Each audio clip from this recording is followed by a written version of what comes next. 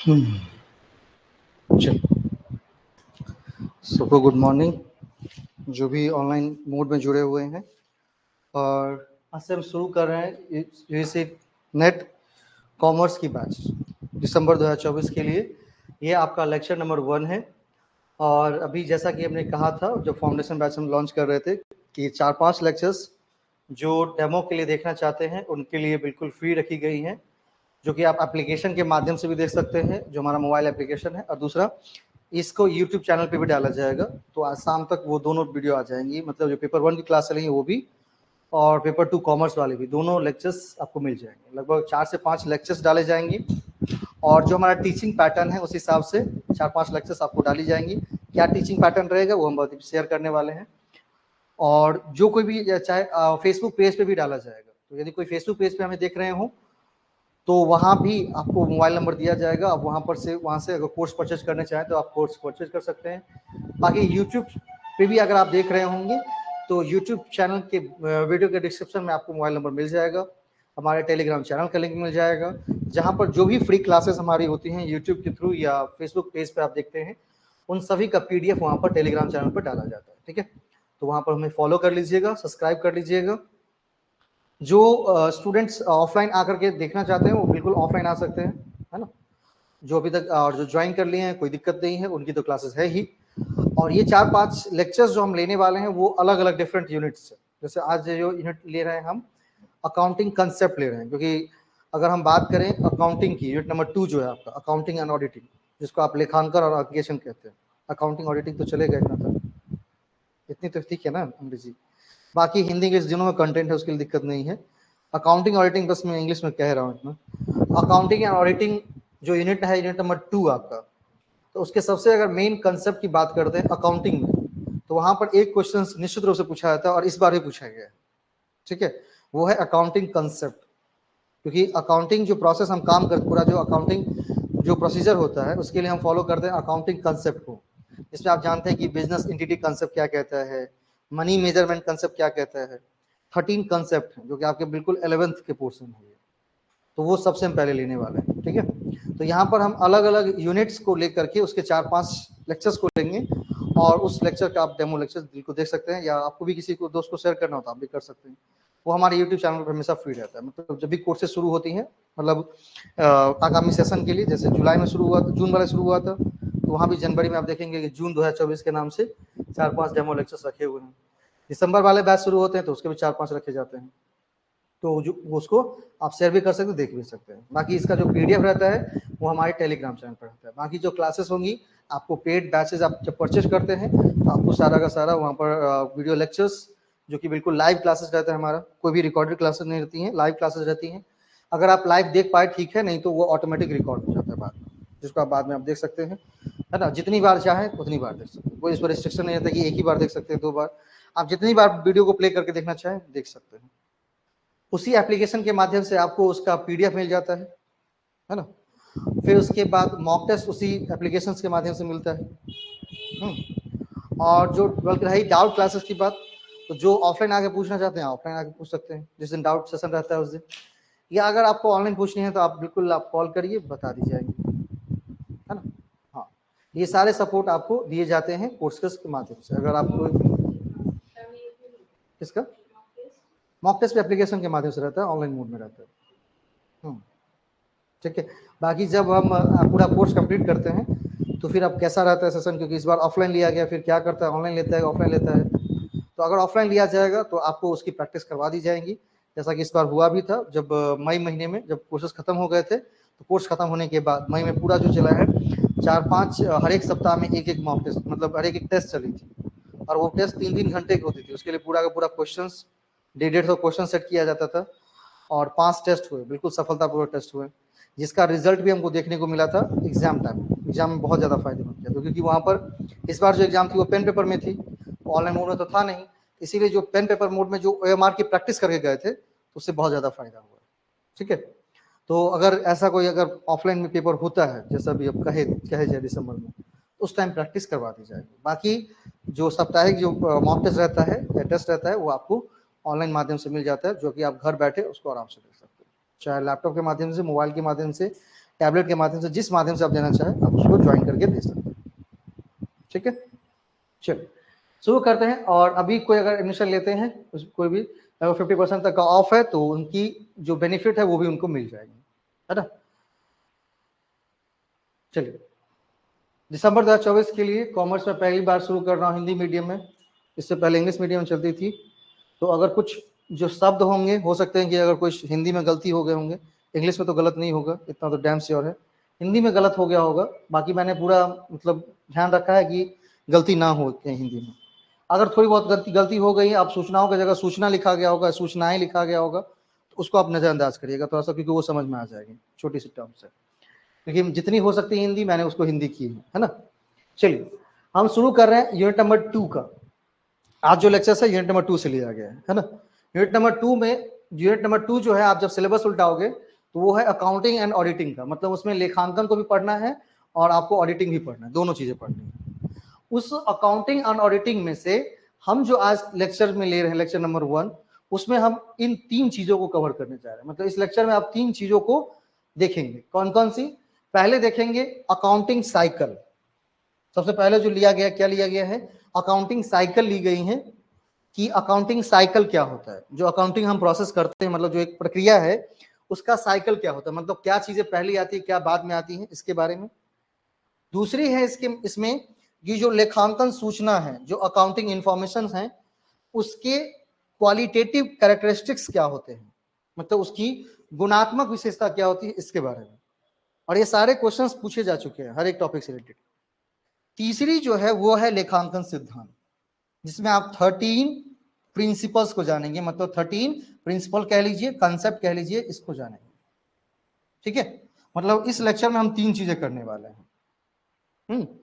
और जब भी लेक्चर्स खत्म होने के बाद, उसका जब लेक्चर्स आप बाद में देखते हैं, यहाँ लाइव भी देख रहे हैं, तो उसके बाद उससे रिलेटेड जो कंटेंट जो शेयर किया गया है, जिसमें जो मेन इंपॉर्टेंट बातें कही गई है, जो मोटे मोटे अक्षरों में लिखा गया है, उसको निश्चित रूप से एक बार नोटिंग जरूर करिए। उसको वहां पर छोड़नी नहीं है। उस पीडीएफ को, वहां पीडीएफ मिला, उसको एक बार अपने अच्छे से कॉपी बनाइए। कोई भी डायरी बनाए तो और अच्छी बात है, ताकि ज्यादा दिन तक टिकेंगी। थोड़ी मोटी बनाइए ताकि लंबा चौड़ा कंटेंट है, तो वहां पर वो चीजें लिखने में आसानी होगी। ठीक है, अब वहां पर हमने टॉपिक पढ़ लिया, तो उससे रिलेटेड जो मतलब बाद में हम उसको क्या कर रहे हैं, मान लीजिए अगर कोई लाइव क्लास ले रहा हो, तो निश्चित रूप से एक बार तो पढ़ेंगे ना घर पे, है ना। क्योंकि सब तो हमारे जिम में तो नहीं बैठे होंगे कि भाई एक बार पढ़ा दिया, तुम जो करोगे वही होगा। हम अपनी तरफ से कुछ नहीं करने वाले हैं। एक बार तो जरूर उसको लगाएंगे लेक्चर्स को, और लगाना भी चाहिए। अगर आपने लाइव ली है तब भी, या रिकॉर्डेड देख रहे हैं तो कोई बात ही नहीं। अगर लाइव क्लास भी ली है, ऑफलाइन क्लासेस भी ली है, चाहे ऑफलाइन क्लासेस वाले हो, चाहे ये जो ऑनलाइन ज्वाइन कर रहे हैं, दोनों को एप्लीकेशन का एक्सेस मिलता है। तो ऑफलाइन को एक्सेस मैंने इसलिए दिया हुआ है कि अगर कभी छूट जाए या कभी आप नहीं कर पाए तो वहां से देख सकते हैं। दूसरी चीज है कि अगर घर पर रिवीजन करने की बात आई, हो सकता है कि उस टाइम क्या बोले थे सर याद नहीं है ना, तो उस वीडियो को प्ले करके आप फिर से देख सकते हैं। इसीलिए दिया जाता है। तो जब उसको दूसरी बार आप देख रहे होंगे या रिवीजन कर रहे होंगे उससे, तो वहां पर जो जो मोटे मोटे अक्षरों में पॉइंट बनाए गए हैं, या जो मैंने कहा कि ये हाईलाइट पॉइंट है, या यहाँ से क्वेश्चन पूछा गया, उन चीजों को वहां पर जरूर मेंशन करें, ताकि जब दूसरी बार आप कॉपी खोलेंगे, या मान लीजिए 6 महीने बीत गई, हमारी कोर्सेज खत्म हो गई है, अब एग्जाम का टाइम है, अब रिवीजन करना है, तो पूरा लेक्चर्स आप नहीं देख सकते, संभव नहीं है। पूरे पीडीएफ को उलट उलट के देखें, ये भी संभव नहीं है। संभव क्या है? तो संभव है वो जो कॉपी में लिखी गई है, वो संभव है। उसको आप एक मतलब जल्द से जल्दी जल्दी क्या कर सकते हो, उसको गो थ्रू कर सकते हैं, और वो एग्जाम में बहुत ज्यादा इंपॉर्टेंट रोल प्ले करता है। क्योंकि अब 6 महीने तक जो चीजें पढ़े वो अचानक याद नहीं रह सकता है, तो रिवीजन करना ही होगा। तो रिवीजन करने के लिए वो क्या हो जाएगा, आपका एक अस्त्र के रूप में काम करना शुरू करेगा। ठीक है, चलिए बात करते हैं किसकी, 3 चीजें जो हमारे स्टेप्स हैं अकाउंटिंग साइकिल के, और ये सबका जरूर करिएगा। और इस बार मैंने कह दिया है कि पहले मैं कॉपी चेक करूंगा, ठीक है, और जिसकी कॉपी बनी रहेंगी उसी को अगले क्लास में दूंगा, ना तो उसको बैन करूंगा। और ये मत सोचिए कैसे बैन करते हैं, एप्लीकेशन पर एक अच्छा सा प्रोसीजर है, क्योंकि चट से क्या कर दीजिए, इनएक्टिव कर दीजिए, उसको देख ही नहीं पाएगा कोई क्लास। क्योंकि आप पढ़ने आए हैं तो बिल्कुल पढ़ाई करिए। करता क्या है यहाँ पर स्टूडेंट, जैसे कि मुझे जानकारी मिला है, पढ़ाई आप नहीं किए, आपको क्वेश्चंस नहीं बने एग्जाम में, आप दूसरे को दिमाग में निगेटिविटी भर रहे हैं। अरे वहां पढ़े, हमको बना ही नहीं क्वेश्चन, आपने कभी जीवन में देखा कि हमने क्या किया है? मान लीजिए जब जो इतने पास हुए वो क्या बेवकूफ थे, आप बहुत तेज हैं, ऐसा तो नहीं होगा ना, वो भी तो पढ़ाई किए होंगे। तो सबसे पहले अपने आप को जज करिए, किसी को दूसरे को जज करने से पहले, कि क्या हमने सही ईमानदारी रूप से काम किया है कि नहीं किया है। ठीक है भाई, लेक्चर्स मिल गई हैं, पीडीएफ मिल गई है, वो वहीं पड़ी हुई है, कौन देखता है, जाने दो ना, हो जाएगा। आपको अपने आप को सफल बनाना है, तो सफल बनाना है तो जो ईमानदारी से मेहनत है वो करना पड़ेगा। ठीक है, हम भी करते हैं ना, हम भी किए हैं। अगर नहीं करेंगे तो आप नहीं कर पढ़ा पाएंगे कल। ठीक है, और इसमें जो होता है मंडे टू फ्राइडे, आपको मंडे टू थर्सडे तक क्लास रहता है, मंडे टू लेकर के थर्सडे तक, सोमवार से शुरू होंगी, शुक्रवार तक क्लासेस जाएंगे। ठीक है, अगर मान लीजिए कभी सोमवार छुट्टी रहती है तो मंगलवार से क्लासेस रहेंगी, क्योंकि सोमवार को मेरा फास्टिंग रहता है, तो कभी कभी बहुत ज़्यादा जब कमजोरी लगता है कि आज नहीं मन है, तो मंगलवार को क्लास होगी और मैं छुट्टी लूंगा। ठीक है, क्योंकि मेरे महादेव के सामने जाने से मुझे कोई रोक नहीं सकता है, उसके लिए कितना भी पैसा छोड़ना पड़े छोड़ सकता हूँ। तो अगर मन कर गया कि नहीं इस मंडे क्लासेस नहीं लेनी है, तो मैं पहले ही बता देता हूँ कि मंडे क्लासेस मुझे नहीं लेनी। हाँ, लेकिन ट्यूसडे से लेकर के वो चीज़ें तब सैटरडे तक चलेगी, मतलब आपका जो रूटीन होगा वो बिगड़ेगा नहीं। अगर मंडे छूट गई क्लासेस, नॉर्मल मंडे क्लासेस नहीं हुई, तो आपके मंगल से लेकर के कब तक, फ्राइडे तक क्लासेस होंगी, सैटरडे आपको डाउट सेशन मिल जाएगा और संडे आपको मॉक टेस्ट मिल जाएगा। नहीं, अगर मंडे टू थर्सडे तक क्लास हुई तो फ्राइडे आपको उसका पूरा क्वेश्चन मिल जाएगा, मतलब जितने चारों टॉपिक हम पढ़े हैं उन सबके क्वेश्चंस मैं करवाऊंगा आपके साथ प्रैक्टिस, और नेक्स्ट डे आपको मॉक टेस्ट मिल जाएगा और संडे छुट्टी रहेगी, है ना, क्योंकि वो बीच बीच में लोग मुझे टोन कसते रहते तो वो मुझे नहीं चाहिए, है ना, क्योंकि मुझे भी एक दिन रिलैक्स होना चाहिए, और महादेव का अच्छा भक्त हो तो भाई जाकर के क्या करना, उस दिन चुपचाप बैठना है मंदिर में, इसलिए उस दिन कोई टेंशन नहीं, तो आपका रूटीन नहीं बिगड़ेगा, इसीलिए आप मेरे रूटीन में छेड़छाड़ नहीं करेंगे, आई होप। क्या, क्योंकि आपको जो प्रोसीजर बताएगा वो मिल ही रही है ना, जो 4 दिन 5 दिन क्लासेस मिल रही हैं, मॉक टेस्ट मिल रही है, क्वेश्चन प्रैक्टिस मिल रहा है, सब कुछ है ही, चाहे वो सोमवार हो चाहे मंगलवार हो। हाँ, आपका थोड़ा प्रोफेसर के वाला फील तो लेना पड़ेगा ना, प्रेफरेंस। चलिए, बाकी कोशिश करेंगे कि भाई मंडे की छुट्टी ना हो, कभी कभी होता है थोड़ी कमजोरी होती रहती है, तो चलो आज क्लास नहीं, मंगलवार से कर लेंगे। सबसे पहला जो टॉपिक लिया गया वो अकाउंटिंग साइकिल का लिया गया, जिसमें आपको फिगर के साथ साथ कंटेंट भी लिखे गए। अगर हम बात करते हैं अकाउंटिंग साइकिल की, अकाउंटिंग मतलब एक पूरा का पूरा क्या है, एक प्रोसेस के रूप में काम करता है, जहां पर हम क्या करते हैं, मतलब व्यवसाय की कोई भी जो वित्तीय लेन देन है, उस वित्तीय लेन देन को क्या किया जाता है, रिकॉर्ड किया जाता है। आप जानते हैं उसको क्लासिफाई किया जाता है ना, जर्नल में क्या करते हैं, उसको रिकॉर्ड करते हैं ना, सबसे पहले उसको जर्नल में एंट्री करते हैं, रिकॉर्ड करते हैं। उसके बाद क्या करते हैं, अब उसमें कौन कौन सा अकाउंट इन्वॉल्व है। अब जैसे मान लीजिए कि हमने माल खरीदा, तो क्या करते हैं, purchase account, debit to cash account करते हैं। अब इसमें 2 अकाउंट्स आ गई, एक आ गई परचेज, एक आ गई है कैश। तो अब परचेज आ गई है, कैश आ गई है, तो अब क्या करते हैं, आप जाकर के फिर दोनों को क्लासिफाई करेंगे ना अलग अलग। जर्नल में तो एक जगह कर ली, एक ही साथ 2 एंट्री कर ली, मतलब एक ही जगह पर। क्यों, क्योंकि हम जो अकाउंटिंग करते हैं वो डबल एंट्री सिस्टम पर आधारित होता है। डबल एंट्री सिस्टम का मतलब कि एक ही ट्रांजेक्शन के 2 पक्ष होंगे। तो जैसे हमने कहा कि माल खरीदा, तो गुड्स अकाउंट डेबिट टू क्या हो गया, sorry purchase account debit to cash account हो गया। तो एक ही ट्रांजेक्शन के 2 एस्पेक्ट को हमने रिकॉर्ड तो कर लिया, लेकिन जैसे ही थोड़ा सा आगे बढ़ेंगे तो हम क्या करेंगे, अब इसको क्लासिफाई करने का काम करेंगे। क्या करेंगे, इसको क्लासिफाई करने का काम करेंगे, कि इसमें जो 2 अकाउंट्स हैं उन दोनों अकाउंट्स को अलग अलग करेंगे, और इसमें पोस्टिंग की जाएगी। क्या कहते हैं इसको, पोस्टिंग करना। उसको जर्नल में जब क्या करते हैं, लिखते हैं, तो उसको क्या कहते हैं, रिकॉर्डिंग। क्या कहते हैं उसको, रिकॉर्डिंग, जर्नलाइजिंग कहते हैं। जब जर्नल से लेकर के अकाउंट की तरफ ले जाते हैं, लेजर, जब क्लासिफाई करने की बात आती है, तो आप किस चीज का निर्माण करते हैं, लेजर का निर्माण करते हैं। लेकिन उससे भी पहले अगर हम बात करेंगे कि जर्नल में रिकॉर्ड कैसे करते हैं, तो जर्नल में रिकॉर्ड करने के लिए सोर्स डॉक्यूमेंट लिया जाता है। क्या लिया जाता है, सोर्स डॉक्यूमेंट लिया जाता है। अब आप बोलेंगे सर ये सोर्स डॉक्यूमेंट क्या है। नहीं, जर्नल में कोई चीज रिकॉर्ड करेंगे तो उसके लिए सबसे पहले आपको क्या चाहिए, सोर्स डॉक्यूमेंट चाहिए। सोर्स डॉक्यूमेंट मतलब हमने सिर्फ, अगर मैं आपको कह दूंगा कि मैंने अपने व्यवसाय में 5 लाख का माल खरीदा, तो क्या आप अकाउंटेंट है तो लिख देंगे। आप पूछेंगे ना कि सर वो उसका बिल कहाँ है, इनवॉइस कहाँ है, मांगेंगे नहीं मांगेंगे। तो ये जो इनवॉइस है वो क्या है, उसका सोर्स डॉक्यूमेंट्स। ताकि कल जो कोई मान लीजिए ऑडिट करने आएगा, कोई सीए ऑडिट करेगा, तो आप दिखाएंगे ना कि देखिए हमारे मालिक ने बोला 5 लाख का माल खरीदा, हम उसके अकाउंटेंट हैं, हमने रिकॉर्ड कर दिया है ना, हमने क्या कर दिया, रिकॉर्ड कर दिया। तो वहां पर उसके लिए साक्ष्य क्या है आपके पास, साक्ष्य है वो इनवॉइस, आप दिखाओगे ना साक्ष्य, साक्ष्य क्या है वो इनवॉइस। तो सोर्स डॉक्यूमेंट, जर्नल, लेजर, उसके बाद क्या, ट्रायल बैलेंस।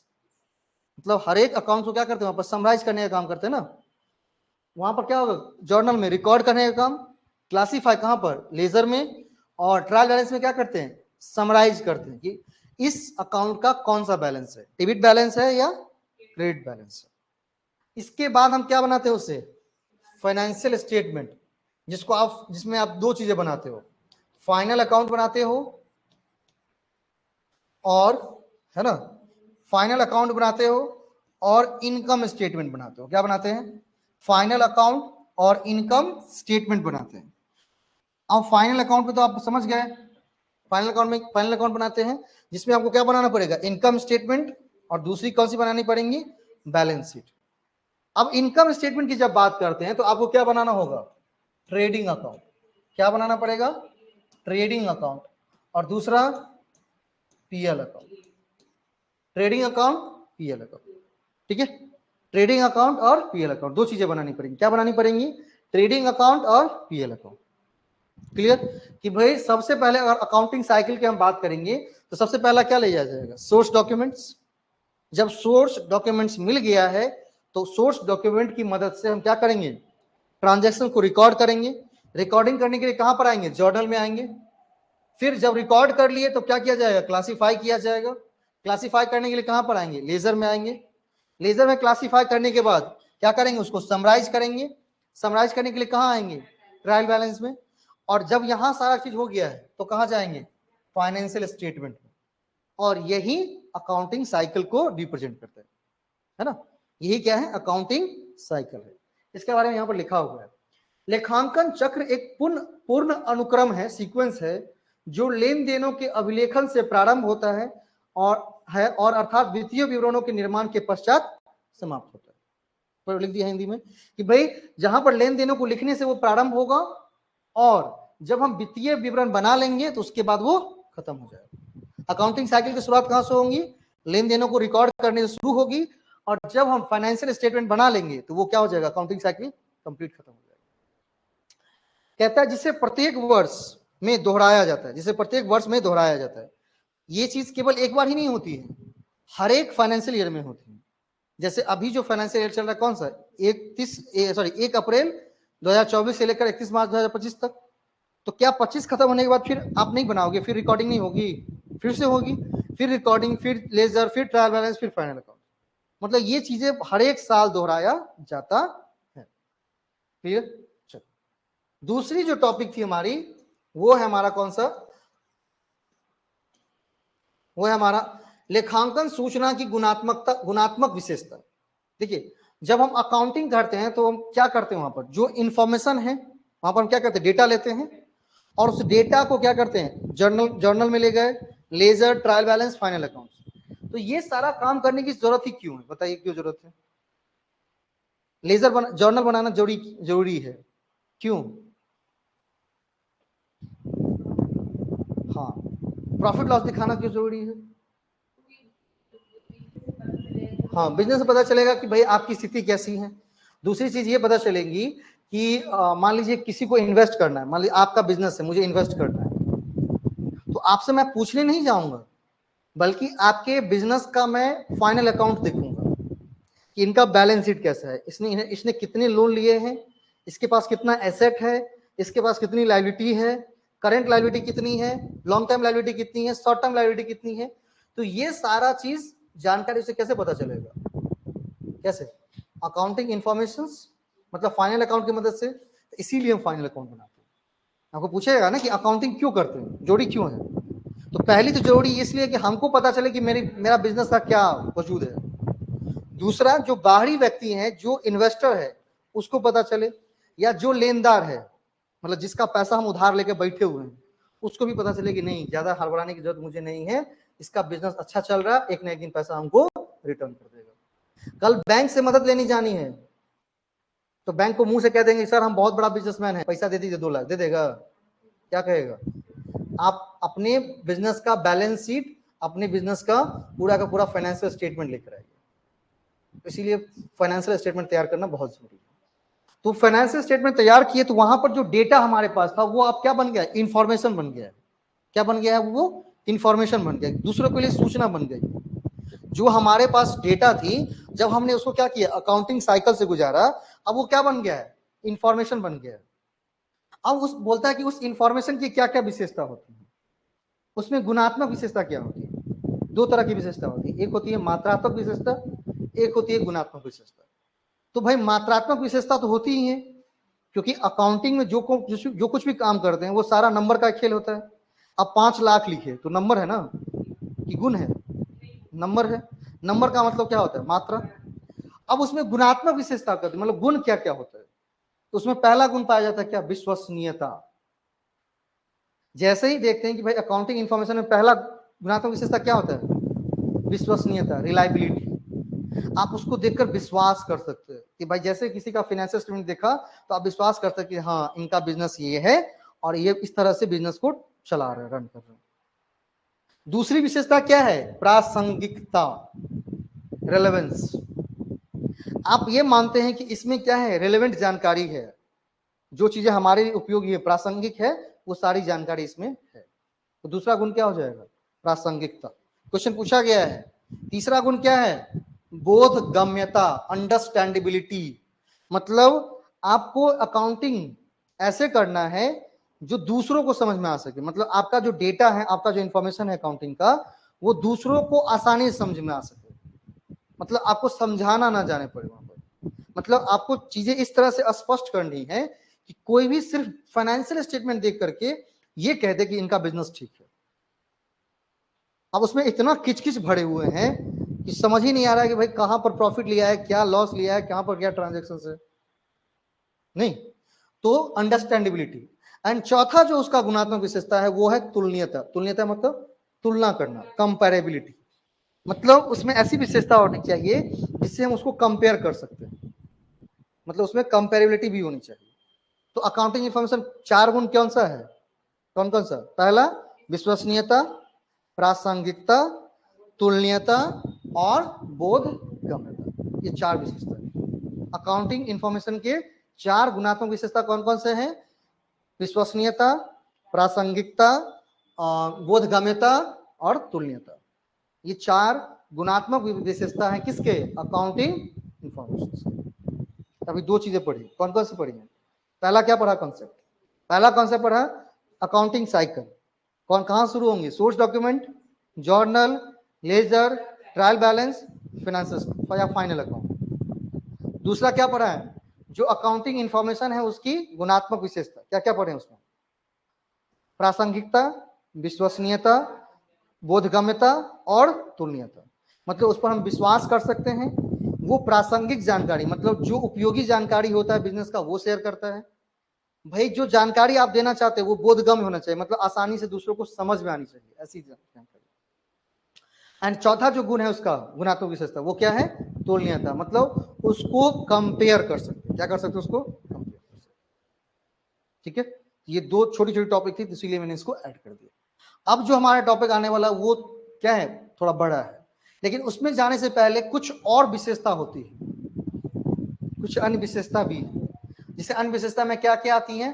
तटस्थता आती है, नेचुरलिटी आती है, मतलब न्यूट्रलिटी आती है। न्यूट्रलिटी का मतलब होता है जैसे गाड़ी न्यूट्रल में हो तो गाड़ी आगे जाएंगे क्या? नहीं, जब तक कि हम गियर शिफ्ट नहीं। तो अकाउंटिंग इंफॉर्मेशन में क्या गुण होता है? वो तटस्थ रहता है। एक बार जो आप फाइनल अकाउंट में लिख दिए 5 लाख, तो इस साल के लिए 5 ही लाख होगा ना, कि बदल जाएगा कल? अच्छा बाद में याद पड़ेगा 2 साल बाद, नहीं 5 लाख नहीं था 10 लाख था, ऐसा हो जाएगा क्या? नहीं, जो जानकारी हमने अकाउंटिंग इंफॉर्मेशन में दी है वो बिल्कुल न्यूट्रल रहता है। न्यूट्रल मतलब तटस्थ, अपने जगह पर जैसा है वैसे ही खड़ा रहेगा। ठीक है। दूसरा, एक रूपता होती है, कंसिस्टेंसी होती है उसमें। मतलब अकाउंटिंग इंफॉर्मेशन जब है उसमें क्या होनी चाहिए? कंसिस्टेंसी होनी चाहिए। कि जब भी आप मेथड फॉलो करो अकाउंटिंग का, तो मान लीजिए कि आप एक्स मेथड से तैयार करते हैं अकाउंटिंग, तो अगले साल भी एक्स मेथड से ही लेना है। ऐसा नहीं कि अगले साल वाई मेथड ले लीजिएगा, दूसरे साल जेड मेथड ले लीजिएगा। जो काम जैसा कर रहे हैं उसको कुछ दिनों तक कंटिन्यू करिए, ठीक है, आपको बीच में बदलने की जरूरत नहीं है, ठीक है। अगली है कौन सी, सारता। सारता का मतलब मेटेरियलिटी।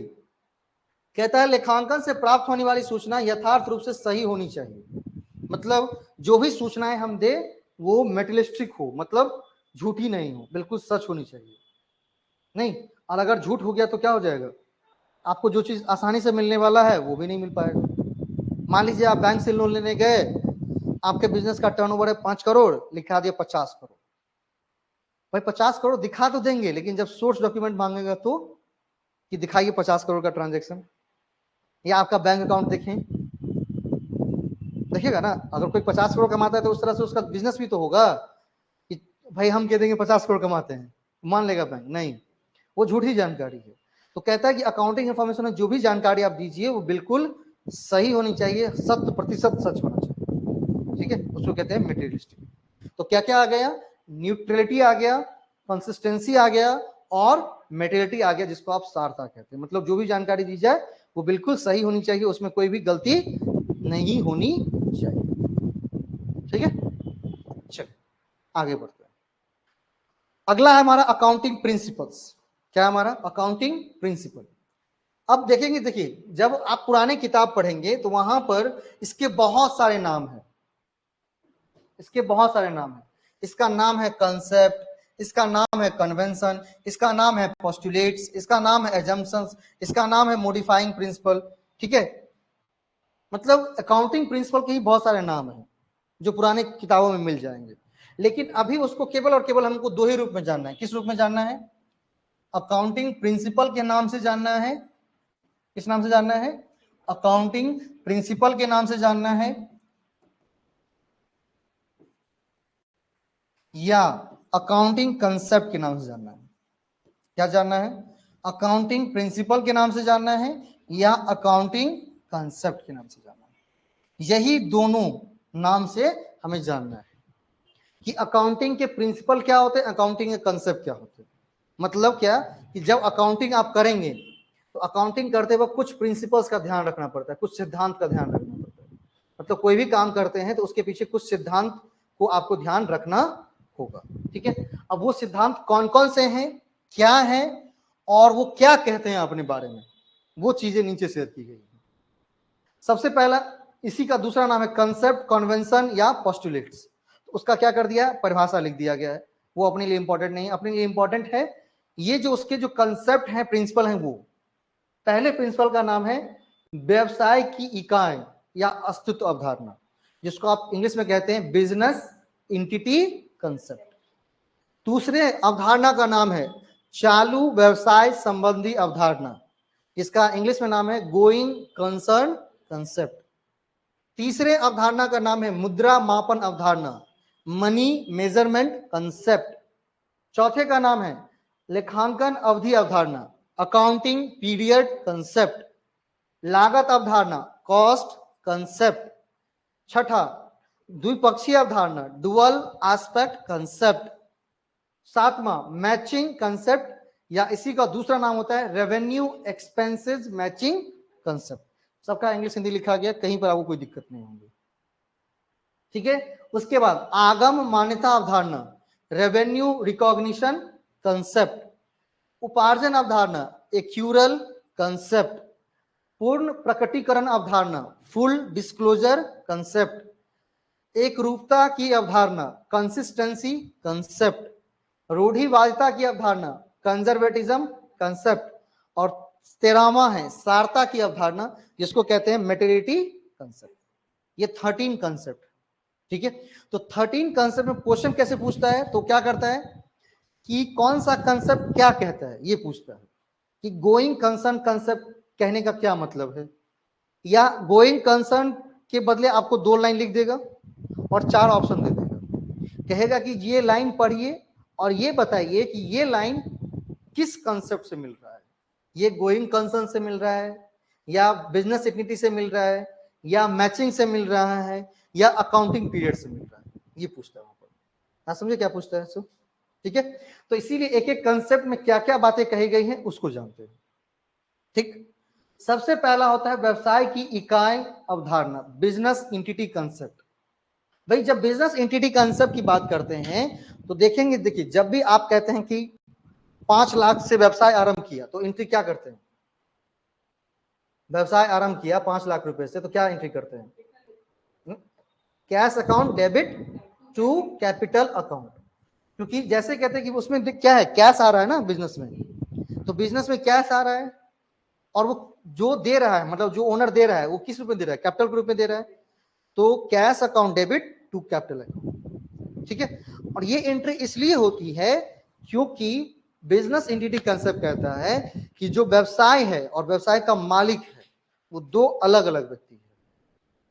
मान लीजिए कि तेजस, मान लीजिए मेरा व्यवसाय है तो तेजस एक अलग व्यक्ति है, वो एक आर्टिफिशियल पर्सन है, और मेरा अपना अस्तित्व एक अलग अस्तित्व, मतलब हम दोनों का अस्तित्व अलग अलग है, ठीक है।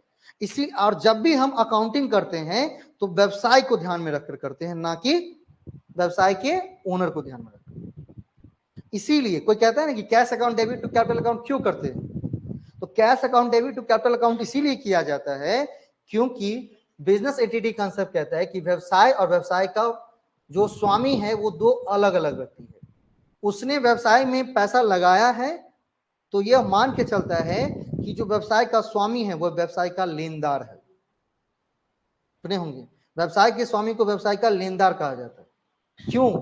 क्योंकि यही कंसेप्ट कहता है कि व्यवसाय का जो स्वामी है वो व्यवसाय के लिए लेनदार है। लिखा है ना, पूंजी को दायित्व माना जाता है। इसीलिए जब आप क्या करेंगे, जब आप बैलेंस शीट बनाते हैं तो वहां पर कैपिटल को कहां लिखते हैं? एसेट साइड में या लायबिलिटी साइड में? लायबिलिटी साइड में। एसेट साइड में कहां लिखते हैं? लायबिलिटी साइड में लिखते हैं। क्या करते हैं, इस तरफ लिखते हैं। बैलेंस शीट जब बनाते हैं तो इस तरह एसेट, हमारे बाइने हाथ में क्या होता है? एसेट, और दाएं हाथ में क्या होता है? Liabilities plus capital. तो कैपिटल को हमेशा कहां लिखा जाता है? लायबिलिटी साइड में लिखा जाता है, ठीक है। कहे ना कि एक बार नेट शुरू करेंगे ना तो आपकी पूरी दुनिया को पलट कर रख देगा। एक बार इतना सिखा देगा कि जब उसके सामने बड़े बड़े के अच्छे पसीने छूट जाते हैं, क्योंकि वो एक 11th से लेकर के पीजी लेवल तक ये चीजों को ऐसे याद रखता है दिमाग में कि आप सुन के दंग रह जाएंगे, है ना, ये 11th में, ठीक है। और इतना छोटे से छोटे कंसेप्ट को इतना अच्छी तरह से आपको डिटेल समझाएगा कि लगेगा कि हम पढ़ के आए, है ना। कि भाई आप कोई पूछेगा कि किसी को पूछिए तो कि कैपिटल को लायबिलिटी साइड में क्यों लिखते हो, वो एक ही चीज कहेगा कि हम बहुत ही दिनों से देखते आ रहे थे, मास्टर साहब ने कह दिया लिख दिए। दो ही बात कहेगा। भाई मास्टर साहब थोड़े अकाउंटिंग के जन्मदाता हैं, वो लुकास पेसियोली हैं। उन्होंने खुद कहा है कि जब वो अकाउंटिंग को बना रहे थे तो कि अकाउंटिंग को हमेशा बिजनेस एंटिटी कंसेप्ट को फॉलो करना है। मतलब व्यवसाय और व्यवसाय का स्वामी दो अलग अलग व्यक्ति हैं। इसीलिए जो पैसा जो ओनर के द्वारा लगाया जाएगा, व्यवसाय उसको दायित्व मानेगा कि ये चीजें एक ना एक दिन हमें अपने स्वामी को लौटाना है, ठीक है। बिजनेस एंटिटी कंसेप्ट भी कहता है कि व्यवसाय के जो स्वामी हैं व्यवसाय के लेनदार हैं, मतलब उतना पैसा वो हमसे आज न कल लेगा। इसीलिए जब व्यवसाय का स्वामी पैसा निकालता है तो आप क्या एंट्री करते हैं? ड्रॉइंग्स। उसका तो अपना व्यवसाय है ना, जितना चाहे उतना निकाल सकता है, उसके लिए एंट्री की क्या जरूरत? नहीं, जरूरत है। भाई आपने जितना दिया था उसमें से निकाल लिया है ड्रॉइंग्स, और जैसे ही ड्रॉइंग्स करते हैं तो कैपिटल में से क्या करते हैं? उतना घटा लेते हैं ना, क्योंकि कैपिटल घट जाएगा बढ़ जाएगा? घटा लेंगे ना। मान लीजिए आपने 5 लाख लगाया, कुछ दिन बिजनेस चला, भाई अब आप कहा कि थोड़े से कैपिटल में निकालता हूँ दूसरे बिजनेस के लिए, तो आपकी कैपिटल तो घट जाएंगी ना। तो जैसे ही ड्राइंग्स करते हैं तो कैपिटल में से क्या करते हैं? उतना पैसा घटा लिया जाता है। क्या किया जाता है? घटा लिया जाता है, ठीक है। आगे क्लियर हो गया ना कि पूंजी को लायबिलिटी साइड में क्यों लिखते हैं, व्यवसाय का स्वामी व्यवसाय का क्या माना जाता है, ये भी क्लियर हो गया। पूंजी को क्या माना जाता है? दायित्व माना जाता है। क्यों माना जाता है, ये भी क्लियर हो गया, ठीक है। और आहरण का लेखा हम क्यों करते हैं, ये भी क्लियर हो गया। ये सारे के सारे किस लिए होते हैं? बिजनेस एंटिटी प्रिंसिपल के द्वारा, या बिजनेस एंटिटी कंसेप्ट ऐसा कहता है, क्योंकि व्यवसाय और व्यवसाय का स्वामी दो अलग अलग व्यक्ति है। क्या कंफ्यूजन लग रहा है? नहीं, चलिए। इसे उत्तरदायित्व लेखांकन, रिस्पॉन्सिबिलिटी अकाउंटिंग कहा जाता है। इसे क्या कहा जाता है?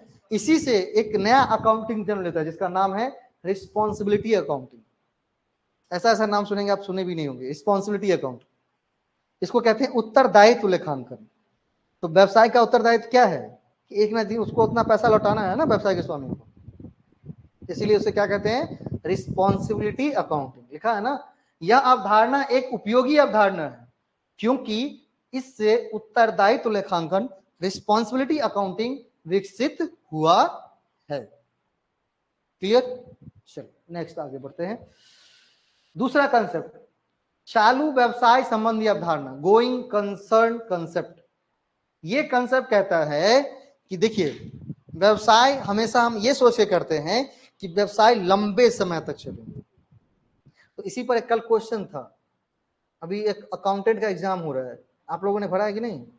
पंचायती राज विभाग वाला, नहीं पंचायती राज विभाग वाला तो डेट बीत गया, उसका तो एग्जाम होने वाला है। अभी नया आया है BSPSCL, Bihar state power holding company limited का, वो जरूर भरिएगा, ठीक है।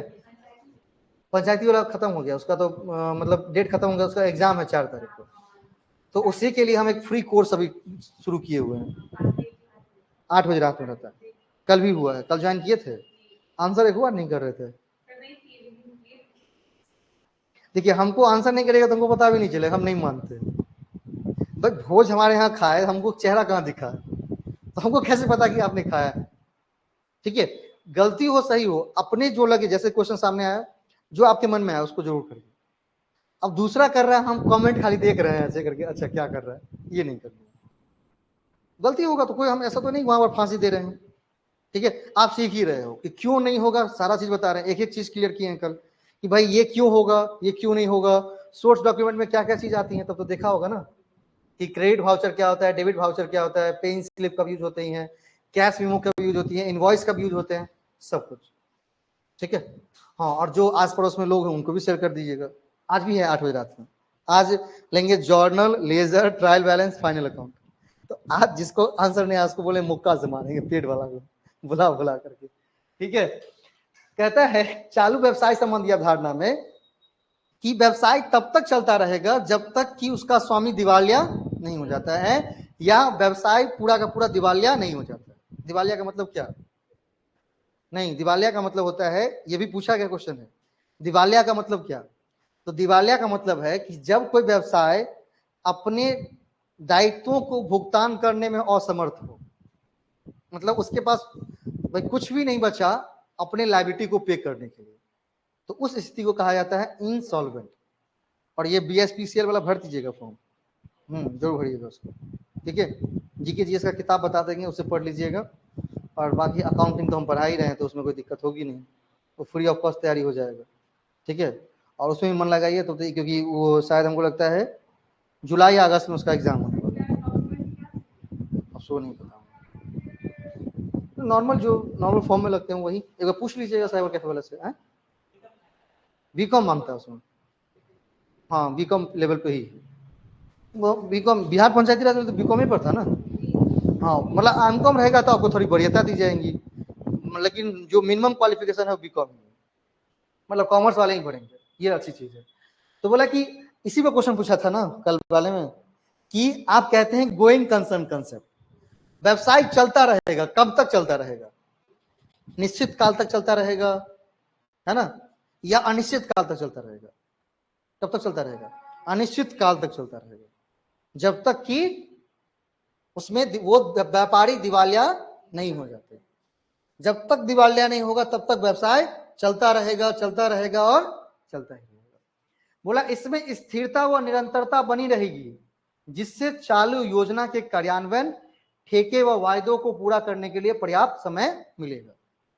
देखिए जो बिजनेसमैन होता है बड़ा स्थिर से काम करता है, स्थिरता के साथ, निरंतरता के साथ काम करता है, उसको कभी हड़बड़ाहट नहीं देखिएगा।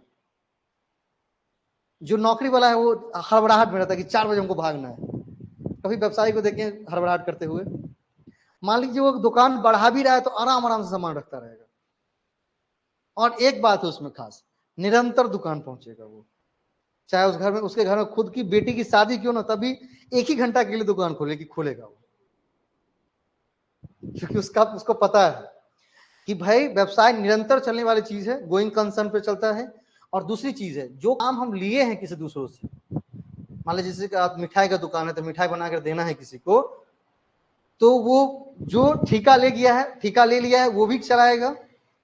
जो ठेका लेने वाला है, ठीक है, होता है ना ठेका पट्टा लेना, तो जो ठेका लेगा उसको भी करना है। तो बिल्कुल क्या करता रहता है, स्थिरता के साथ, निरंतरता के साथ काम करता है, तो वो कभी भी हड़बड़ाएगा नहीं। होता है ना सर?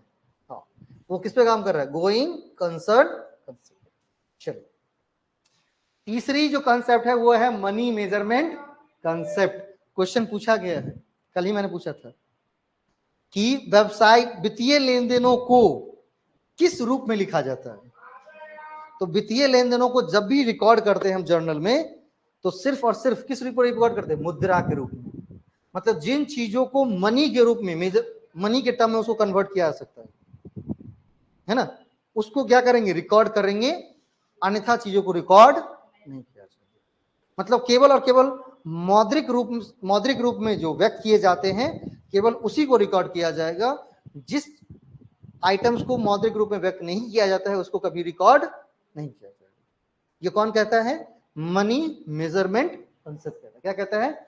जिन्हें लिखा है ना, जिन्हें मुद्रा में व्यक्त नहीं किया जा सकता, लेखा पुस्तकों में नहीं लिखा जाना चाहिए। मतलब जिसको मुद्रा में व्यक्त नहीं कर सकते उसको कभी भी लेखा पुस्तक मतलब बुक्स ऑफ अकाउंट्स, उसको अकाउंट में लिखेंगे क्या? नहीं। क्या हुआ? चलिए, कुछ पूछना हो तो बिल्कुल पूछ सकते हो, कोई दिक्कत नहीं है। अगली हमारी अकाउंटिंग पीरियड कंसेप्ट। कौन सा है? Accounting period concept. अब अकाउंटिंग पीरियड कंसेप्ट क्या होता है? तो वो कहता है, देखिए अभी अभी हमने कहा कि भाई व्यवसाय तो लंबा चलने वाला है।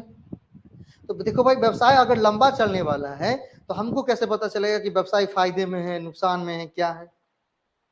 तो इसीलिए क्या कर दिया कि उन्होंने क्या कर दिया, एक सर्टेन टाइम निर्धारित कर दिया है कि व्यवसाय तो वैसे लंबा चलने वाला है, तो आप एक सर्टेन टाइम के अंदर ये देखो कि कितना हमें कितना इनकम हो रहा है और कितना एक्सपेंस हो रहा है। उस हिसाब से आप प्रॉफिट को कैलकुलेट कर पाओगे। और यदि प्रॉफिट को कैलकुलेट कर लिए तो आपको पता चल जाएगा कि हमारा बिजनेस कैसा चल रहा है, हम प्रॉफिट में जा रहे हैं या लॉस में जा रहे हैं। तो इसके लिए क्या कर लिया है उसने? फाइनेंशियल ईयर बनाया। क्या बनाया है? फाइनेंशियल ईयर बनाया, वित्तीय वर्ष बनाया है, जो कि कब से शुरू होता है? 1 अप्रैल से लेकर 31 मार्च तक। नहीं, वैसे कैलेंडर ईयर कब शुरू होता है? कैलेंडर ईयर का मतलब नॉर्मल ईयर होता है, 1 जनवरी से शुरू होता है, 31 दिसंबर को खत्म होता है। लेकिन जब हम बात करते हैं फाइनेंशियल ईयर की, तो क्या होता है? वो 1 अप्रैल से शुरू होता है और अगले साल 31 मार्च को खत्म होता है। लेकिन कैलेंडर वर्ष जिस साल शुरू होगा उसी साल खत्म हो जाएगा। 1 जनवरी 2024 को शुरू हुआ ये साल, कैलेंडर साल, और इसी वर्ष 31 दिसंबर 2024 को खत्म होता है। लेकिन फाइनेंशियल ईयर की बात करते हैं तो वो कब से शुरू होता है? 1 अप्रैल 24 से शुरू होगा, लेकिन इस साल खत्म नहीं होगा, अगले साल 31 मार्च को खत्म होगा। अब इस 1 अप्रैल 2024 से लेकर 31 मार्च 2025 के बीच हमें देखना होता है कि कितना हमने इनकम किया है और कितना हमने क्या किया है, कितना हमने इनकम किया और कितना हमने मतलब कितना एक्सपेंस किया है। और उस इनकम और एक्सपेंस के क्या करके, इनकम में से एक्सपेंस घटा लेंगे तो हमें पता चल जाएगा कि हमने कितनी प्रॉफिट अर्न की है या हमें लॉस में है। ठीक है, तो इसे क्या करते हैं? वार्षिक रूप में, अर्धवार्षिक रूप में, त्रैमासिक रूप में हम व्यक्त करें, क्या करते हैं? हम उसका प्रॉफिट और लॉस निर्धारित करते हैं। जैसे बैंक जो है आरबीआई का, हर एक 3-3 माह पर वित्तीय रिपोर्ट आता है ना, कि रेपो रेट कितना बढ़ा है, कितना पैसा हमारे पास कोष में है, सरकार किस तरह से काम कर रही है, लोन का दर बढ़ाया गया है या घटाया गया है। तो हर एक त्रैमासिक पे आता है, 6 माही पर भी बना सकते हैं आप, वार्षिक भी बना सकते हैं। लेकिन अगर कभी मान लीजिए बैंक से लोन लेने गए और कह दिया बैंक की आज तक के डेट का बैलेंस शीट बना के दिखाइए, तो क्या हम बना सकते हैं या नहीं बना सकते? बना सकते हैं, क्योंकि अकाउंटिंग के अंदर साल के बीच में भी किसी भी तारीख को वित्तीय विवरण बनाया जा सकता है, जिसे अंतरिम वित्तीय विवरण कहते हैं। क्या कहते हैं? अंतरिम, इंटरिम फाइनेंशियल स्टेटमेंट, जिसकी चर्चा यहां पर की गई। लिखा है ना, लेखांकन अवधि 1 वर्ष मानी जाती है, वर्ष के बीच में आवश्यकता पड़ने पर अंतरिम विवरण, जिसको आप इंटरिम स्टेटमेंट कहते हैं, भी तैयार किए जा सकते हैं। बैंक, सरकार, बीमा कंपनी या वित्तीय संस्थानों में भी लेखांकन की अवधि वार्षिक ही रहती है। चाहे बैंक की बात करेंगे, चाहे हम सरकार की बात करें, चाहे बीमा कंपनी की बात करें, चाहे वित्तीय संस्थान की बात करें, इन सभी का जो लेखांकन अवधि होता है वो वार्षिक ही रहता है। मतलब हर एक साल जो सरकार बजट पास करती है वो कब के लिए पास करती है? अभी फरवरी 2024 में मान लीजिए बजट आया, तो वो कब से कब तक के लिए है? वो है 1 अप्रैल 2024 से लेकर के 31 मार्च 2025 तक के लिए। भाई मार्च में हमारा फिर खत्म हो जाएगा, इसीलिए हम फरवरी में क्या करते हैं, बजट बना लेते हैं, है ना। फरवरी में क्या करते हैं, बजट पास कर लेते हैं, ताकि फिर ये बजट कब काम करेगा, 1 अप्रैल से लेकर के 31 मार्च तक काम करेगा। ठीक है, चलिए अगला है हमारा कौन सा, लागत अवधारणा, कॉस्ट कंसेप्ट। कौन सा, लागत अवधारणा। अब लागत अवधारणा में कल 2 चीज सिखाए थे, याद है ना। स्टॉक को कैसे वैल्यू करेंगे, स्टॉक का मूल्य निकालना है। मान लीजिए कि वर्ष के अंत में मैं आपसे कहूं कि आपको क्या करना है, स्टॉक का वैल्यू निकालना है कि आपके पास कितना स्टॉक है। तो स्टॉक का जो मूल्यांकन किया जाएगा वो किस मूल्य पर किया जाएगा, लागत मूल्य पर किया जाएगा, बाजार मूल्य पे किया जाएगा, किस मूल्य पे किया जाएगा? लागत और बाजार मूल्य में जो कम होगा उस पर किया जाएगा। कल क्वेश्चन करवाए हैं, है ना। कॉस्ट कॉन्सेप्ट कहता है कि स्टॉक को जो वैल्यू करेंगे, मतलब स्टॉक का जो मूल्यांकन करेंगे, तो जिस तारीख को हम स्टॉक का मूल्यांकन कर रहे हैं उस दिन ये देखना है कि आज इस स्टॉक का मार्केट प्राइस क्या है और स्टॉक का कॉस्ट प्राइस क्या है। दोनों में जो कम होगा वही स्टॉक का वैल्यू होगा। अच्छा, किसी संपत्ति का मूल्यांकन कैसे करेंगे, संपत्ति का मूल्यांकन कैसे करेंगे, लागत मूल्य पर या बाजार मूल्य पर? लागत मूल्य पर। कितना कंफ्यूजन, कर ही तो बताए हैं, किस मूल्य पर करेंगे, लागत मूल्य पर करेंगे। तो कॉस्ट कंसेप्ट कहता है कि किसी भी संपत्ति का मूल्यांकन उसके लागत मूल्य पर किया जाता है। अच्छा एक बात बताएं कि हम मान लीजिए चेयर खरीदे 500 में, इसको लाने का खर्च यहां तक हमको हो गया 100 रुपया। अब हम कहेंगे कि इसको क्या करना है, अकाउंटिंग में रिकॉर्ड करना है ना कि चेयर हम खरीद के लाए, तो आप 600 लिखेंगे या 500 लिखेंगे? लागत मूल्य का मतलब क्या होता है, हैं? अच्छा यहां पर वो 600 लिखा जाएगा, लागत मूल्य बराबर जिसको आप कहते हैं ना कॉस्ट प्राइस। तो लागत मूल्य बराबर क्या होता है, मतलब 600 होगा या 500 होगा?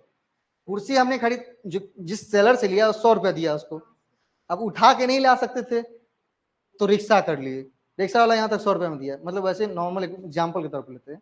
अब किसी बड़े चेयर का ले लीजिए एग्जाम्पल, तो यहाँ पर उस कुर्सी का मूल्य आप बुक्स ऑफ अकाउंट में 600 लिखोगे या 500 लिखोगे?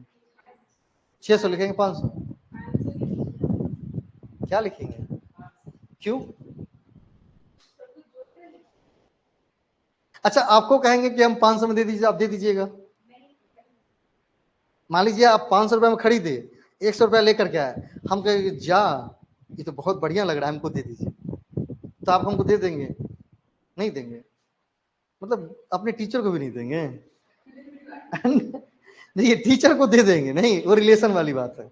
लेकिन अगर हम बिजनेस की बात करेंगे तो बिजनेस में वो चीज आप हमको 500 में नहीं दे सकते। क्यों नहीं दे सकते? अच्छा 510 में दे देंगे, 550 में नहीं देंगे, क्यों नहीं देंगे? अरे आपको जितना आपने पैसा दिया उससे 50 रुपया ज्यादा हम दे रहे हैं।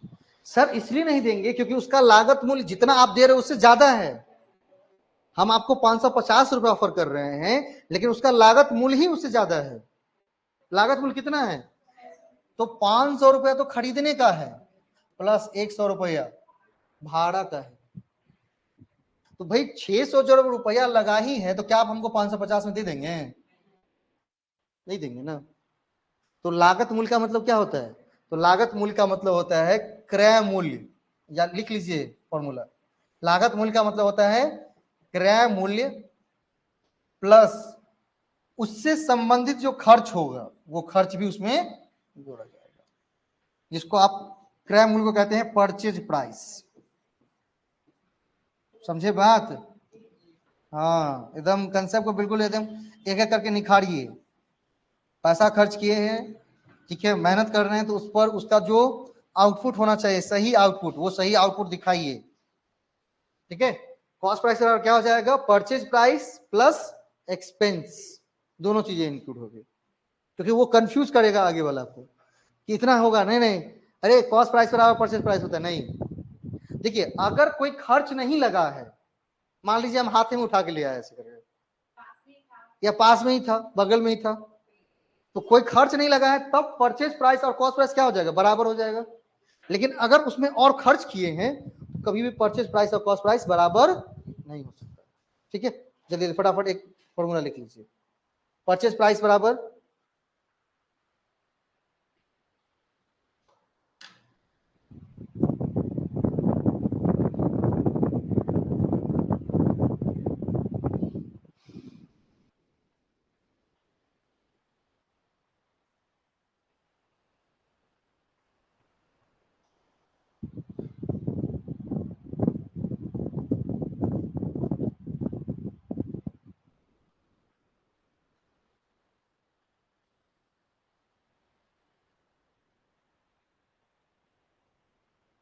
परचेज प्राइस, कॉस्ट प्राइस बराबर परचेज प्राइस प्लस एक्सपेंस।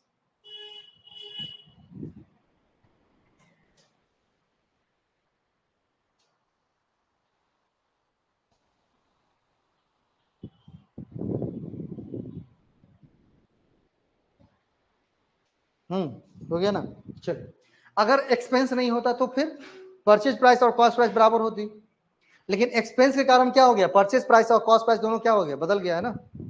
ठीक है, क्योंकि परचेज प्राइस है 500 रुपया, खर्च हमने किया है 100 रुपया, तो यहाँ पर परचेज प्राइस और कॉस्ट प्राइस दोनों अलग अलग है।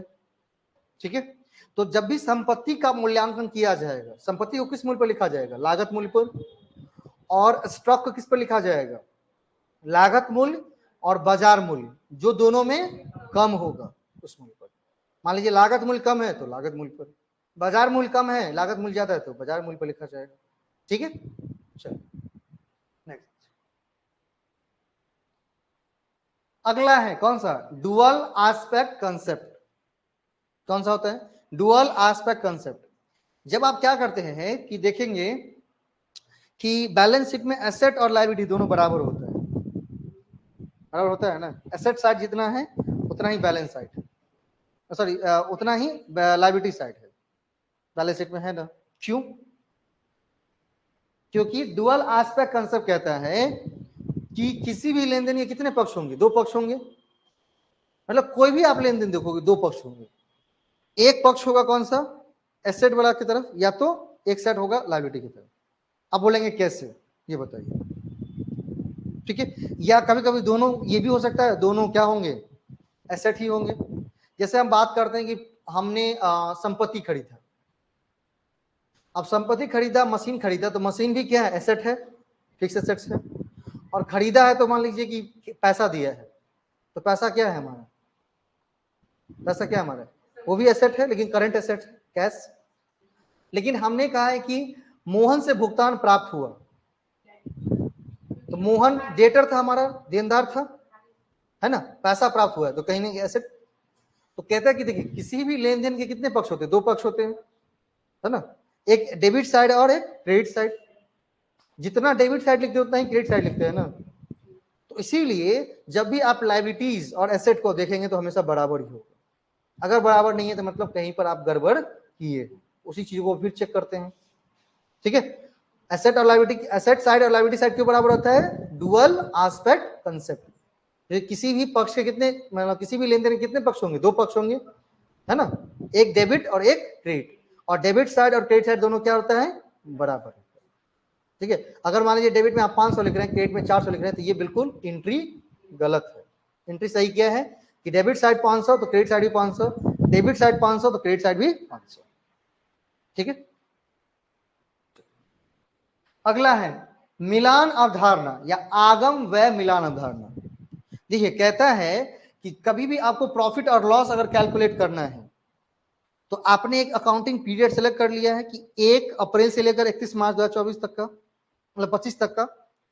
तो इस बीच के जितने भी रेवेन्यू है पहले उसको देखिए, फिर सारे एक्सपेंसेस को लाइए और फिर दोनों को मैच करवाइए, और फिर आप डिसाइड कर सकते हैं कि हम प्रॉफिट में हैं या लॉस में हैं। अगर मान लीजिए कोई इनकम ही छूट गया, तब भी आप सही रूप से प्रॉफिट लॉस कैलकुलेट कर पाएंगे क्या? मान लीजिए कोई इनकम था वो आपसे मिस हो गया, तब भी नहीं हो पाएगा। या कोई एक्सपेंसेस था वो भी आप देख नहीं पाए, तभी नहीं होगा।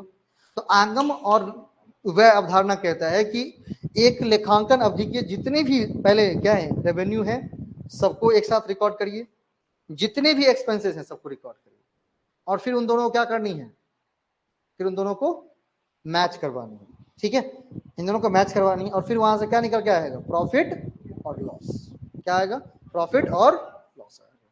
ठीक है, हाँ हिंदी में पूरी लिखी हुई है, कोई दिक्कत नहीं।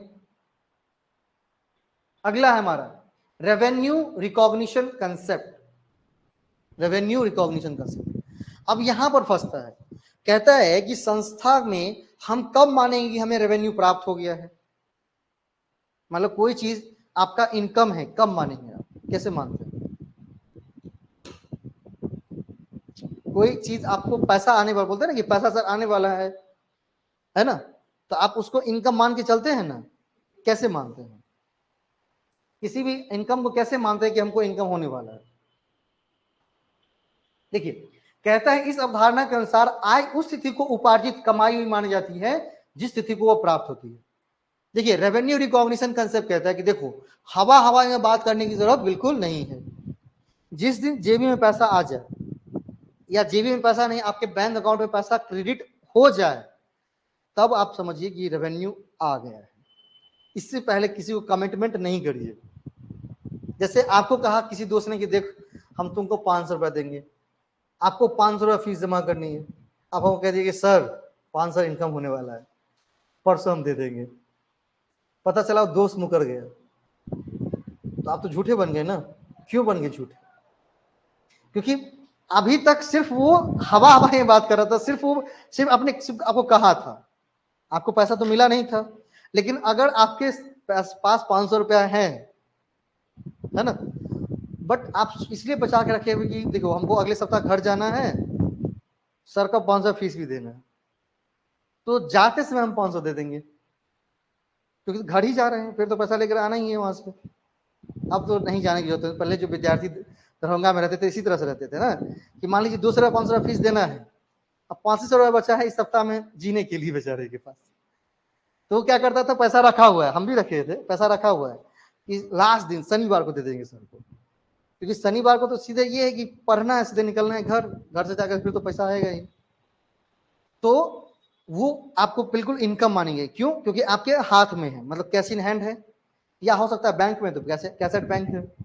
तो ये रेवेन्यू रिकॉग्निशन कंसेप्ट कहता है कि उसी चीज को रेवेन्यू माननी चाहिए जो चीज आपके हाथ में है। जब वो प्राप्त हो जाए तभी उसको रेवेन्यू मानिए, अन्यथा रेवेन्यू नहीं माना जाएगा। ठीक है, कहता है कि देखिए, आय को तभी मान्यता मिलती है जब दो शर्त पूरी होती है। कौन सी शर्त? Earning process is complete. Earning process complete हो गया है। आपको मैंने कहा कि भाई आप हमारा नोट्स लिख दो, हम आपको 500 देंगे। आपने पूरी नोट्स लिख करके हमको दे दी कि सर लीजिए, तो आपका जो अर्निंग प्रोसेस था वो कंप्लीट हो गया है। तब आप इसको आय मान सकते हैं ना, तभी तो आय को मान्यता मिल जाएंगी। ठीक है, दूसरी, an exchange has taken place, मतलब हम दोनों के बीच कोई लेन देन होना था। आप मुझे क्या करने वाले थे, चेयर बेचने वाले थे, तो आपने मुझे चेयर दे दिया है, तो आप क्या समझेंगे कि चलो अब पैसा हमारे पास आ जाएगा, रेवेन्यू आ जाएगा। या आपको हमने कहा नोट्स लिखने के लिए, आपने नोट्स लिख कर दे दिया, तो आप क्या सोचेंगे, अब हमको पैसा मिल जाएगा। तो आय को तभी मान्यता मिलती है जब ये दो चीजें पूरी हो जाती है। पहले कौन सा, अर्निंग प्रोसेस इज कंप्लीट, या एक्सचेंज, किसी गुड्स का एक्सचेंज होने वाला है, वो एक्सचेंज हो चुका है तब। ठीक है, चलिए क्वेश्चन नंबर 9, उपार्जन अवधारणा, एक्यूरल कंसेप्ट। कहता है किसी व्यवसाय के वर्ष विशेष के व्यय व आय के निर्धारण में यह अवधारणा आधार का काम करती है। देखेंगे जब आप फाइनल अकाउंट बनाते हैं तो जो कुछ भी आउटस्टैंडिंग रहता है, मान लीजिए कोई एक्सपेंस आउटस्टैंडिंग था, आउटस्टैंडिंग का मतलब क्या होता है, अभी तक पेमेंट नहीं किए हैं। मान लीजिए किसी मजदूर से काम करवा लिए, उसने काम तो कर दिया लेकिन उसका जो सैलरी देना था वो अभी तक नहीं दिया, मतलब आउटस्टैंडिंग। पता चला क्या 31 मार्च आ गया, तो क्या करेंगे, उसको छोड़ देंगे? जो भी आउटस्टैंडिंग रहता है क्या करते हैं उसको प्रॉफिट एंड लॉस अकाउंट में ले आते हैं। क्यों ले आते हैं? इसी कंसेप्ट के आधार पर, एक्यूरल कंसेप्ट। वो कहता है कि देखो वो चीज अक्यूर्ड हो चुका है ना, उपार्जित हो चुका है कि नहीं हो चुका है? आप बोलते हैं हाँ।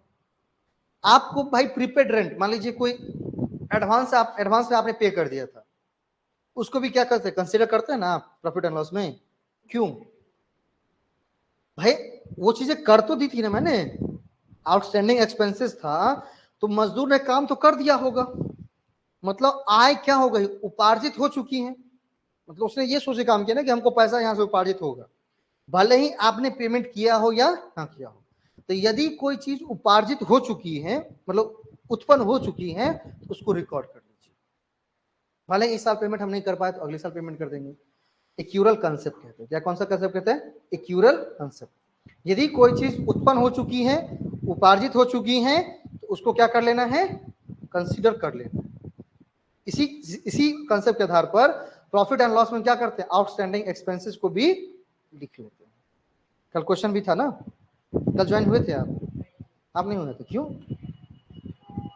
देखिए जब क्लासेस ज्वाइन कर ली है तो पेपर वन की यूट्यूब पे क्लास होते हो, कहीं भी होते हो, आराम से खोलिए, डेरा ले लिए हैं तो और बढ़िया है, पढ़ के बढ़िया से पढ़िए, ठीक है। हाँ, ताकि देखिए कहीं मान लीजिए इन्वेस्टमेंट कर रहे हैं, क्योंकि एक तो यहाँ कोचिंग ज्वाइन की उसमें पैसा, फिर रूम लिए हो वहां पर पैसा, खाने में पैसा, यहाँ तक कि दरभंगा में पानी पीने का भी पैसा लगता है, गांव थोड़े है ना। तो इतना जब खर्च कर रहे हैं तो उसका आउटपुट भी तो मिलना चाहिए ना। तो आउटपुट के लिए जो भी क्लासेस चल रही हो आराम से ज्वाइन करिए। हर क्लास कोई ना कोई चीज सिखाएगा, किसी में बेसिक चलता रहता है, किसी में कुछ चलता रहता है, किसी में कुछ चलता रहता है। जैसे अभी पेपर वन चल रहा था, इसमें जो सितंबर जो जून वाले एग्जाम दिए हैं, एग्जाम कैंसिल हो गया उनका, तो उनका साथ कैसे छोड़ देंगे, तो उनके लिए कुछ फ्री क्लासेस चल रही है, तो उसमें भी बैठेंगे तो कल ना कल वो एग्जाम आपको भी देना ही है, ठीक है। तो उसमें जरूर ज्वाइन करिएगा। तो उस लगभग 5 बजे क्लास होगा। किसी भी काम में लगे हो तो कोई बात नहीं, आराम से फोन में सुनेंगे भी ना तभी बहुत सारे चीजें, ठीक है। एक्यूरल कंसेप्ट क्या कहता है कि जो चीज उपार्जित हो चुकी है उसको क्या कर लेना है, रिकॉर्ड कर लेना। रेवेन्यू रिकॉग्निशन क्या कहता है, जब तक रेवेन्यू हमारे बैंक अकाउंट में या हाथ में नहीं आएगा तब तक उसको रिकॉर्ड नहीं करना, ठीक है। चलिए अगला है फुल डिस्क्लोजर कंसेप्ट। कहता है कि जब वित्तीय विवरण आप बना रहे हैं तो वहां पर जो भी इंफॉर्मेशन है सबको डिस्क्लोज करना है। हमारा एसेट कितना है, लॉन्ग टर्म लायबिलिटीज कितनी है, शॉर्ट टर्म लायबिलिटीज कितनी है, आउटस्टैंडिंग क्या क्या है, प्रीपेड क्या क्या है, ये सारी चीज वहां पर मेंशन करिए साफ साफ, ताकि ये वित्तीय विवरण किसी और के लिए सूचना का काम करेंगे। इसका काम करेंगे, सूचना का काम करेंगे। इसको कहते हैं फुल डिस्क्लोजर कंसेप्ट। क्या कहते हैं उसको, फुल डिस्क्लोजर कंसेप्ट। सभी चीजों को डिस्क्लोज करिए, हाँ, लेकिन उतनी ही चीजों को डिस्क्लोज करनी चाहिए जिससे आपके बिजनेस का जो सीक्रेट है वो बाहर नहीं जाना चाहिए। अब ये मत किसी को बता दीजिए कि हम बिजनेस कैसे करते हैं, हम नोट्स कैसे बनाते हैं, हम पढ़ते कैसे, ये मत बतानी है। हाँ, हम क्या पढ़े ये देख लो। अपनी जो काम करने की जो सीक्रेट है वो किसी को मत बताइए। नहीं, आप क्या पढ़े हैं, जो नॉलेज आ रहा है वो शेयर कर दीजिए, लेकिन हमारा सोर्स क्या है वो मत दीजिए, नहीं तो पता चलेगा क्या, आपका बेस ही खत्म हो जाएगा। हाँ, सीक्रेट ही नहीं रहेगा। तो कहता है कि बिजनेस कहता है कि देखियो हर सूचना को डिस्क्लोज करना है, लेकिन केवल उन्हीं सूचना को डिस्क्लोज करनी है जितना किसी दूसरे को देना जरूरी है। मान लीजिए इन्वेस्टर है तो उसको सिर्फ इतना बताना जरूरी है कि हमारा फाइनेंशियल पोजीशन क्या है। ये तो नहीं बताना है कि हम जब बिजनेस खोले थे तो भैया ने पैसा दिया कि पापा ने पैसा दिया या खुद मेरा पैसा, ये तो बताना जरूरी है ना। बस इतना फुल डिस्क्लोजर चाहिए, लेकिन जितनी जरूरी है उतनी ही। अगली है हमारी कंसिस्टेंसी कंसेप्ट। कौन सी कंसेप्ट है, कंसिस्टेंसी कंसेप्ट। इसको कहते हैं एक रूपता का सिद्धांत या समरूपता का सिद्धांत कहते हैं। कहता है कि जब आप अकाउंटिंग करते हैं तो मान लीजिए कि इस बार कोई मेथड फॉलो किया तो सेम मेथड अगले साल भी फॉलो करने हैं, सेम मेथड अगले साल भी फॉलो करने हैं। अब बोलेंगे ये जरूरी है क्या, बिल्कुल जरूरी है। अगर मेथड चेंज कर देंगे तो कल आपको मैं पहुंचूंगा कि पिछले साल के कंपैरिजन में इस साल आपका प्रॉफिट बढ़ा है या घटा है, तो आप निकाल पाएंगे क्या, क्योंकि मेथड ही चेंज है। सेम मेथड होगा तभी ना पता चलेगा कि इस साल जो प्रॉफिट है और अगले साल जो प्रॉफिट हो रहा है उन दोनों में अंतर कितना है, या कौन ज्यादा है कौन कम है। अगर मेथड बदल जाएगा तो होगा क्या, नहीं। तो कंसिस्टेंसी कंसेप्ट कहता है कि एक व्यवसाय को लेखांकन के लिए एक समान विधि को अपनाना चाहिए। हाँ, 2 4 5 साल बाद आप चेंज करना चाहो कर दीजिए, कोई दिक्कत नहीं, लेकिन हर एक साले साले चेंज करेंगे ऐसा नहीं करना है, नहीं तो फिर क्या हो जाएगा, आप चीजों को कंपेयर करने में क्या हो जाएंगे, फंस जाएंगे, कंपेयर ही नहीं कर सकते, कंपेरेबिलिटी का क्या हो जाएगा, प्रॉब्लम हो जाएगा। नेक्स्ट,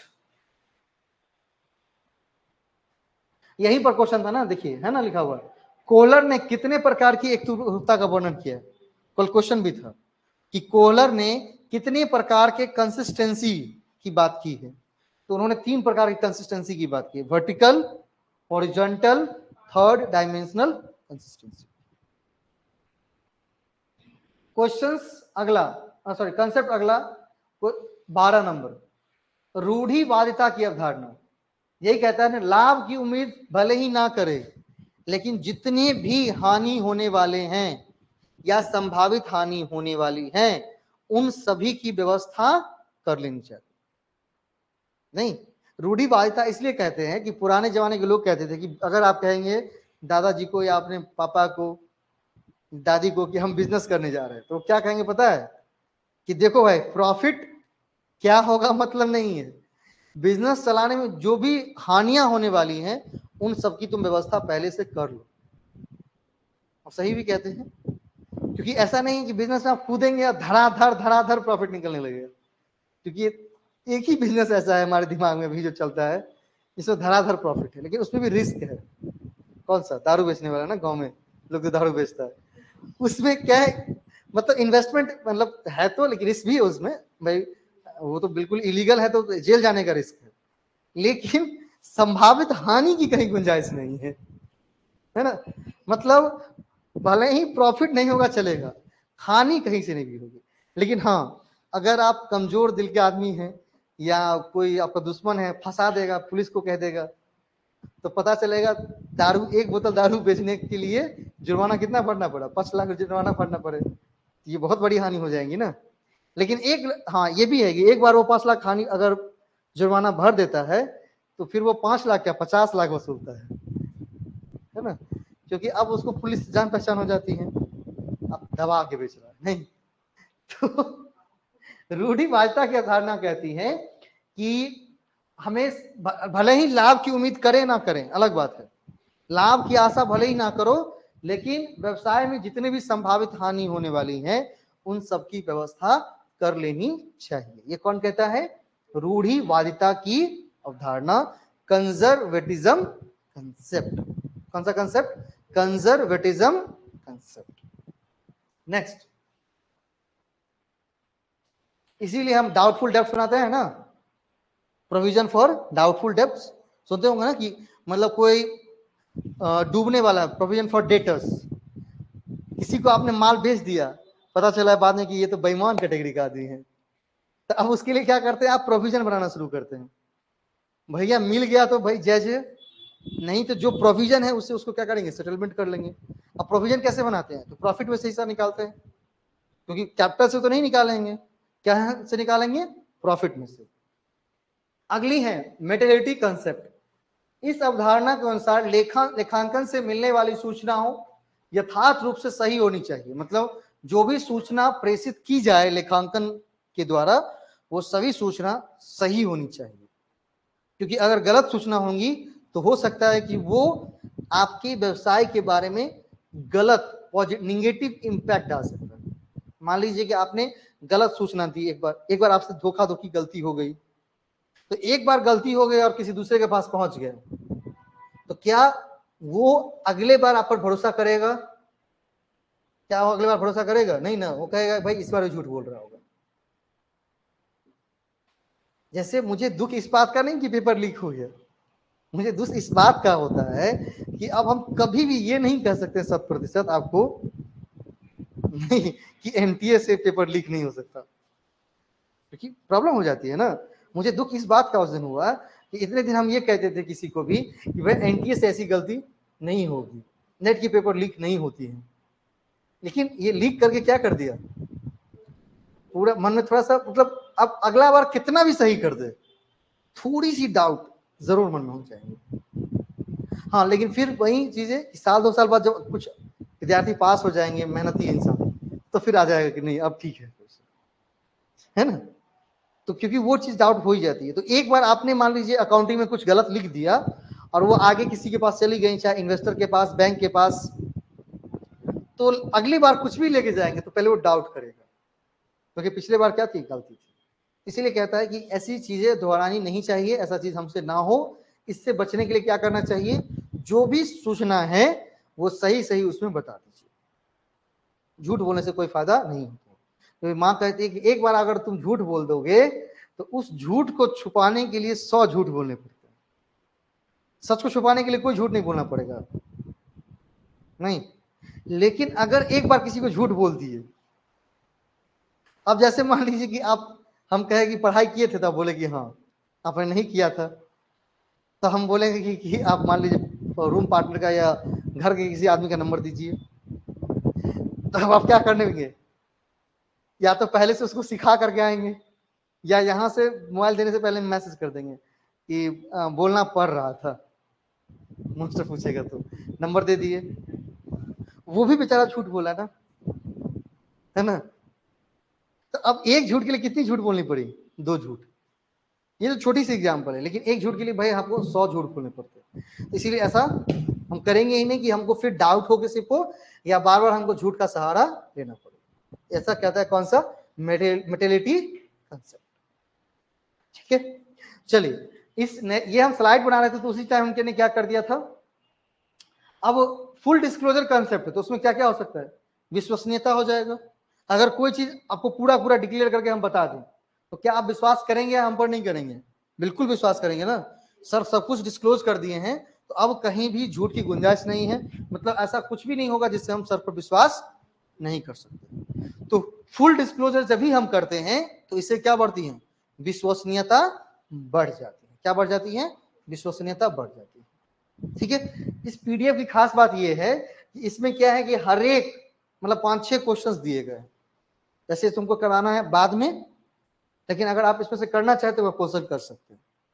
ठीक है, पढ़ भी लिया है, क्वेश्चंस भी करिएगा, और इसमें क्या है कि आंसर भी है, तो आंसर मत देखिएगा, पहले क्वेश्चन करिएगा फिर आंसर देखिएगा। ठीक है, अब कैसे वो देखा था, देखिए इस स्लाइड में क्या है, क्वेश्चन है, और इस अगले स्लाइड में उसका आंसर होता है। तो यानी कैसे नहीं कि पूरी पहले दूसरी स्लाइड को पलटिएगा फिर पहले को, पहले स्लाइड को पलटिएगा, क्वेश्चंस को पढ़िएगा, क्वेश्चंस को नहीं समझ में आता है इंग्लिश में, हिंदी में पढ़िएगा। देखिए भले ही आप हिंदी में पढ़ रहे हैं, लेकिन क्वेश्चंस को इंग्लिश से पढ़िएगा, फिर हिंदी में पढ़िएगा। इससे क्या होगी, धीरे धीरे धीरे धीरे क्या होगी, इंग्लिश भी समझ में आ रही है और हिंदी तो समझ में आ ही रही थी, दोनों चीज सीख जाएंगे। फिर आपने अपना ऑप्शन लिख लिया, 1 का ए, 2 का बी। जब सारे क्वेश्चन खत्म हो गए, एक बार जाकर सबको मिला लिए, और फिर आपने देखा कि हमारा कितना सही हो रहा है और कितना गलत हो रहा है।